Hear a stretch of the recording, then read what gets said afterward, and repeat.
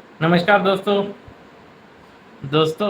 आज हम एक 5 मिथ के बारे में बात करेंगे जो कि लोगों को बहुत ज़्यादा होते हैं जब वो हेल्थ इंश्योरेंस लेते हैं या जिसकी वजह से हेल्थ इंश्योरेंस नहीं लेते हैं। तो चलिए बिना देरी करते हुए इस वीडियो को स्टार्ट करते हैं। दोस्तों, हमारा पहला पॉइंट रहेगा वो रहेगा कि लोगों को लगता है कि हेल्थ इंश्योरेंस केवल हॉस्पिटलाइजेशन के काम आता है। मतलब कि अगर हम हेल्थ इंश्योरेंस लेते हैं तो अगर हमारा कोई हॉस्पिटलाइजेशन होता है वो तभी काम में आएगा। ये बहुत बड़ी गलत धारणा है लोगों की। एक्चुअली अगर आप कोई हेल्थ इंश्योरेंस ले रहे हैं तो उसके लिए आपको 24 घंटे हॉस्पिटलाइज होने की नीड नहीं है। खाली अगर आप हॉस्पिटलाइज होते हैं 24 घंटे के लिए तो आपको मिलेगा ही मिलेगा क्लेम। अगर कुछ ऐसी सर्जरीज होती है जैसे मोतिया का ऑपरेशन हो गया, कोई सर्जरी हो गई जो 1-2 घंटे की होती है, अगर आप वो भी कराते हैं 24 घंटे से कम, अगर आप हॉस्पिटल में रहते हैं और कुछ काम होता है आपका, तो तब भी आपका हॉस्पिटलाइजेशन काम आता है। ओपीडी बेनिफिट भी आजकल कुछ कंपनीज देने लग गई है। ओपीडी मतलब कि जैसे अगर आप कुछ चेकअप कराने जाते हैं, नज़ला जुकाम का, बुखार का चेकअप कराने जाते हैं, वहाँ पे जो कंसल्टेंसी की फ़ीस होती है डॉक्टर से, वो भी कंपनी देती है आजकल हेल्थ इंश्योरेंस में। हेल्थ चेकअप भी फ्री मिलते हैं आपको कुछ हेल्थ इंश्योरेंस पॉलिसी में। ये सारी चीज़ें कवर होती हैं हॉस्पिटलाइजेशन के साथ।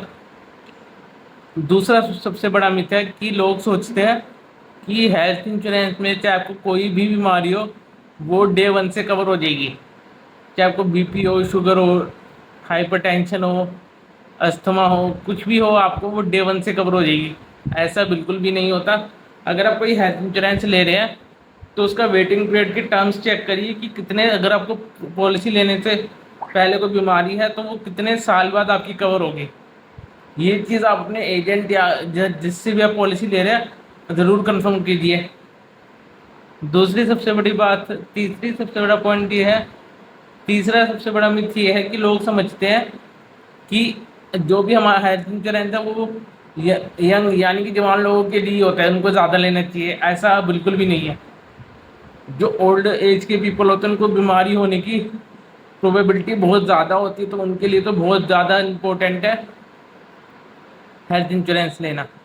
चौथा सबसे बड़ा मिथ हमारा ये है, जो मेरे से सबसे ज़्यादा क्वेरीज आती है, जो सैलरीड पीपल होते हैं जो कंपनीज में काम करते हैं, गवर्नमेंट कंपनी में, मल्टीनेशनल कंपनीज में, उनके पास ना कंपनी की तरफ से हेल्थ इंश्योरेंस होता है जिसको हम ग्रुप मेडिक्लेम बोलते हैं।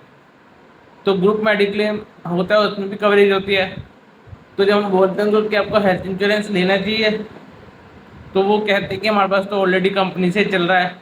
बट वो सफिशिएंट नहीं होता। कुछ कंपनी वो 3 लाख का देती है, कुछ में 5 लाख का देती है, मैक्सिमम 10 लाख का भी देती है।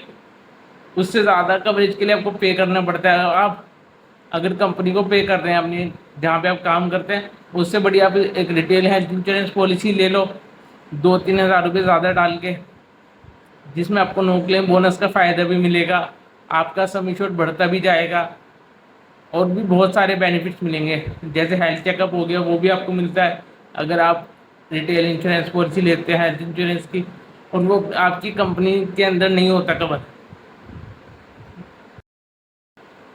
पांचवा सबसे बड़ा मिथ लोगों के दिमाग में ये रहता है कि हेल्थ इंश्योरेंस अगर हम लेंगे और कोई क्लेम आएगा तो वो रिजेक्ट हो जाएगा, तो कोई फ़ायदा नहीं है हेल्थ इंश्योरेंस लेने का। ये बहुत बड़ा गलत फहमी है जो लोग अपने दिमाग में रखते हैं। देखिए, समझिए, हेल्थ इंश्योरेंस कब रिजेक्ट होता है? हेल्थ इंश्योरेंस जब होता है रिजेक्ट, जब आपने कोई गलत इन्फॉर्मेशन दी हो अपने एडवाइज़र को या हेल्थ इंश्योरेंस कंपनी को। मान के चलिए आपको कोई बीमारी है पहले से और आपने उसके बारे में बताया नहीं कंपनी को, और आपका पॉलिसी लेने के बाद उसका क्लेम आ गया और कंपनी को पता चलता है कि ये बीमारी आपको पॉलिसी लेने से पहले की थी और आपने छुपाई है कंपनी को।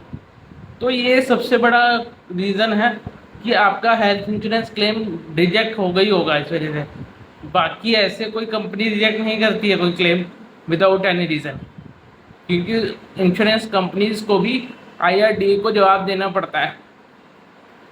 तो ये सबसे बड़े 5 मिथ, 5 गलत फहमियाँ आप समझ लो थी लोगों के दिमाग में, जो कि मैंने प्रयास करा है क्लियर करने का इस वीडियो के माध्यम से।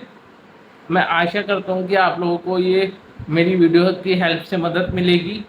और अगर आपको मेरी वीडियो पसंद आ रही है और आप चाहते हैं कि मैं और भी इसी तरीके की वीडियोस बनाऊं, आप कमेंट करिए मेरे को कि आप किस टॉपिक पे वीडियो चाहते हैं, और मेरे चैनल को ज़रूर सब्सक्राइब कर लीजिए, जिससे मेरी कोई भी वीडियो मिस नहीं हो आपके आपके आपको देखने से, और आप मेरी सारी वीडियो देख पाए, उनका लाभ उठा सकें।